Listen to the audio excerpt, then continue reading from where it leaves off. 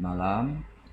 Kembali lagi bersama Apple Red Crane dan selamat tahun baru.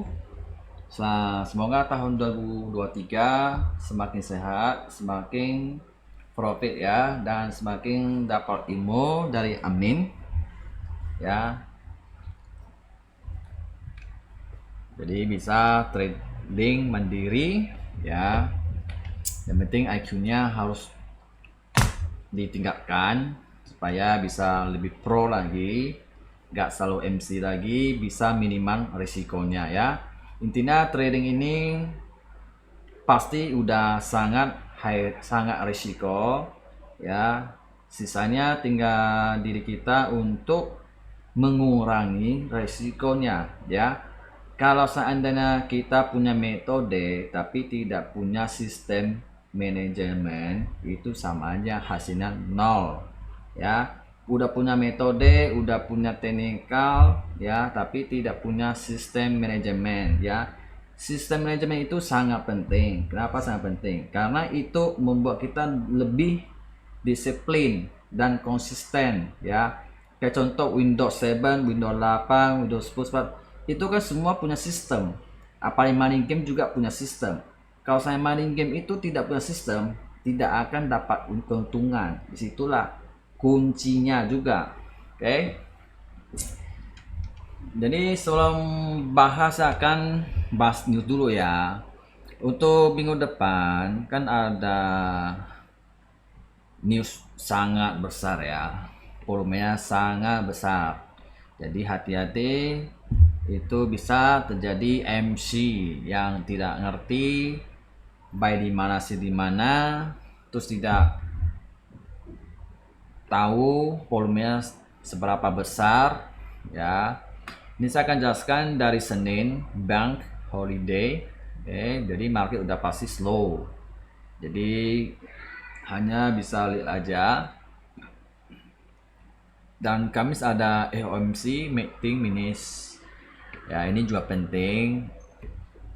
Ini ada isyaratnya. Jadi isyaratnya kata-kata entah apa ya, kata mau hawkish atau apa, atau ada kode-kode mau turun suku bunga ke atau apa ke ya, atau mau tetap mau lanjut suku bunga lebih tinggi ya, itu sangat pengaruh ya.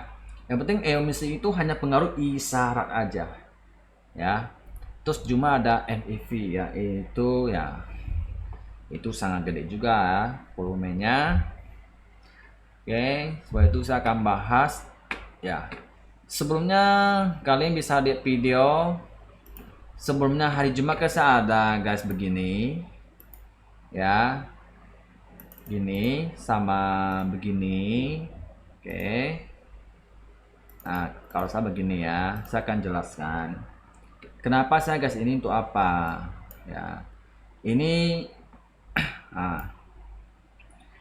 sebelumnya kan newsnya bagus untuk dolar, terus dia goldnya akhirnya turun ya. Habis itu pas malam terakhir itu saya agak segini untuk apa? Nah, ini untuk pantau apakah dia bisa break di sini atau bisa jebol ke support atau demand. Kalau seandainya dia di bawah demand, itu potensi akan makin dalam. Berarti di atas base ini dia pecah.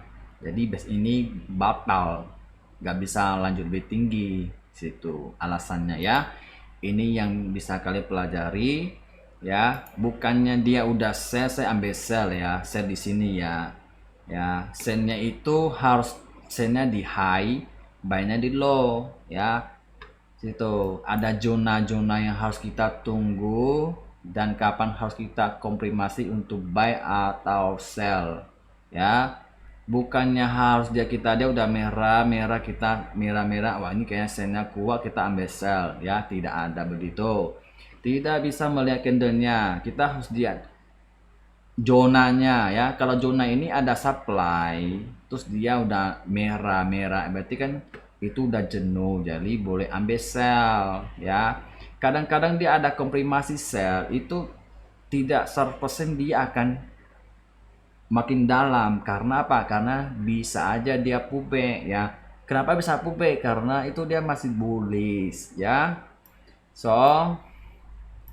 trading ini pasti ada resiko ya. Intinya SL-nya sesuai risk masing-masing ya. Mau SL 50, 50, 100 bisa-bisa aja ya. Yang penting ya metode masing-masing ya. Intinya kalau saya mau main live for trading itu tidak selalu entry atau open posisi ya. Karena nama live for trading itu banyak santai aja. Jadi anggap saya itu sampingan. Ya, sampingan. Live trading itu bisa banyak versi, bisa aja anggap investasi atau tabungan untuk dapat dapat bunga, banyak caranya, tergantung gimana buat sistem manajemen aja, sistemnya gimana aja ya. Terus saya akan hapus ini dulu, ini tipsnya ya, saya udah bagi tipsnya, jadi sisa tinggal kalian gimana pelajari dan base test ya, tesnya gimana. Oke. Terus ini sebenarnya kan ada bahasa ini kan, ini ya begini, diantara begini atau begini ya. Setelah dilihat dia jadi begini, berarti dia sambung, ini bearish, habis itu lanjut bullish. Nah begini ya, jadi sesuai dia begini. Nah, dia begini ya, dia hanya bearish sama bullish saja, ditebalik aja. Terus kita mau lihat minggu depan dia mau kemana arahnya ya. Oke, kita lihat dulu ya. Kita lihat 4 jam. Kita ke sini dulu. Oke. Ini analisa beda lagi. 4 jam. Oke. Kalau secara lihat trend line, ya ini trend line 4 jam. Jadi ini masih kelihatannya dia akan naik ke atas ya. Ke atas ya. Oke. Kalau secara lihat di candlenya ini doji nih ya. Jadi ada doji, jadi saya kuat. Kalau saya melihat ini saya nilainya itu sudah kartu baru ya. Ini udah buy sama saya 50% ya.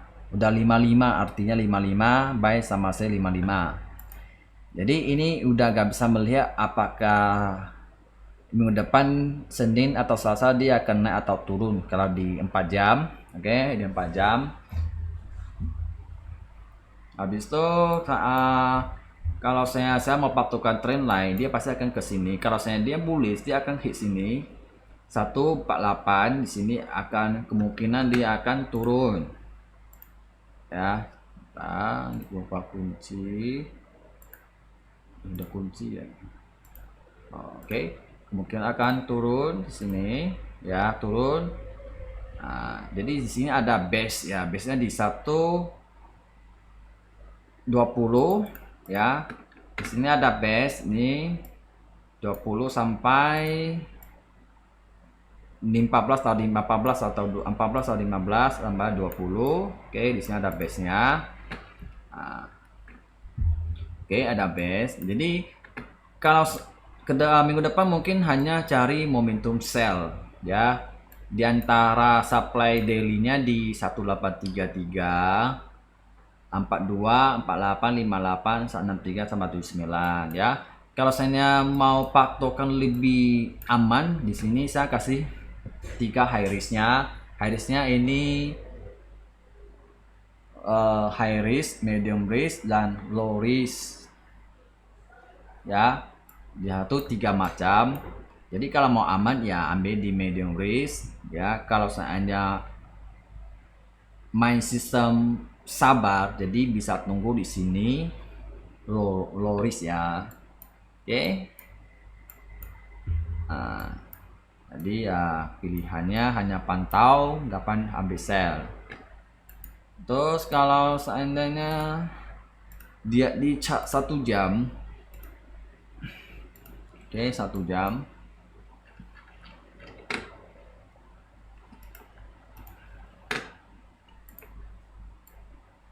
Oke, 1 jam. Nah, ini kan ada trend kecil, sebenarnya kan besar, ini kan kecil. Jadi ini batasnya kalau dia naik sampai ke 30 atau resistance sebelumnya ya 33, baru dia mulai turun lagi ke 24 atau 26 untuk break. Di sini main-main, lanjut ke atas, uji lagi 1833 sampai 42, atau dia mulai main di sini lagi. Ya. Karena minggu depan kan ada EHOMC, jadi itu gimana bilang ya, makanya pasti ini lebihnya ke fundamentalnya di situ. Biasa kalau semuanya kalau ada EHOMC pasti mulai merah merah gitu ya. Tapi kali ini bisa beda lagi, bisa aja dia hijau tapi dia sideways gitu. Nah, sideways karena masih bullish ya. Kalau saya dia udah bearish terus ada ketemu LMC, bisa aja dia turun gitu ya, pelan-pelan turun ya. Walaupun nggak ada news gitu pun bisa aja turun. Jadi ini lebih ke fundamentalnya. Nah, kalau dia di chart 1 jam ini dia mau uji ke atas lagi ya. Nah, ini ke atas lagi. Kita kalau ambil dari sini, ini kan dia ke atas, ini kan dia naik, turun. Nah, supply di sini. Berarti di sini ada demand nih. Di sini ada demand. Nah, di sini hijau. Ini saya nggak usah ganti dulu ya. Yang penting hijau demand ya. Oke, demand. Jadi kemungkinan dia akan naik lagi. Kalau supply ini dia kalau nggak bisa tembus juga, dia akan main lagi di sini. Main di sini ke demand lagi. Kalau demand dia nggak bisa tembus, dia akan ke supply lagi. Di situ dia main-main aja. Nah, kalau dia bisa break di supply ya akan naik lebih tinggi lagi. Kalau dia bisa break, dia akan uji ke atas lebih tinggi lagi. Dan sebaliknya dengan di sini juga. Kalau dia 1820 tidak bisa 1880 bisa tembus, dia akan ke sini lagi, uji resisten support 1813 sampai selanjutnya di sini ya. Delta 1 2 3 di sini. Ini arahnya. Oke. Ini yang bisa dipantau, tapi hari Senin ini kan marketnya slow karena banknya holiday. Jadi mungkin Senin hanya bisa pantau aja, gak bisa open positif ya, karena sangat rumit juga. Jadi kalau dilihat ini kan harga tengah-tengah nih. Jadi kalau sebenarnya ambil di atas ini lebih bagusnya. Kalau metode main di trend line, sebenarnya cari high-nya di sini, baru ambil sell ya. Atau dia udah tembus ke di sini. Kadang-kadang kan dia kena trend line, dia turun ya, kayak gini. Kadang-kadang dia bisa aja keluar dikit, nah bisa aja terjadi karena dia SL naga, habis itu dia kubek ya, itu sering terjadi. Jadi kalau kita udah tahu arahnya ambil sell di sini, tautannya dia sengaja naik lebih tinggi, habis itu dia kubek ke bawah lagi situ ya. Ini udah sering terjadi ya. Kadang-kadang SL pun salah, SL pun salah juga ya. Jadi makanya kebanyakan orang mainnya hold ya. Untuk yang tidak pro ya mungkin dia pasti main hold. Kalau orang udah pro ya mungkin dia lebih tunggu ya, mungkin tunggu atau gimana lah ya. Tapi sebagian VVIP juga mainnya SL nya juga tinggi juga, bisa sampai 100 pip juga atau 200 pip juga, 17 pip juga ada. Nah, itu tergantung analisa masing-masing, metode masing-masing ya. Karena analisa kan ada yang analisa lewat 1 jam, 4 jam, daily, weekly di situ.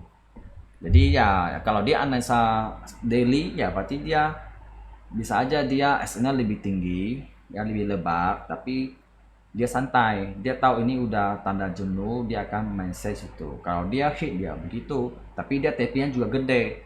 Nah, tapi itu dia udah pasti base scoring dia kuat. Ya, untuk yang pemula belum ngerti ya pasti akan merasa wah ini SL-nya gede kali, ini bahaya juga, takut juga ya. Jadi takut-takut pada ujungnya ya cari scene lain, pada ujungnya juga MC. Nah, terus kalau saya ikut orang takut habis itu main sendiri tanpa SL MC juga. Jadi ya ini salah itu salah ya.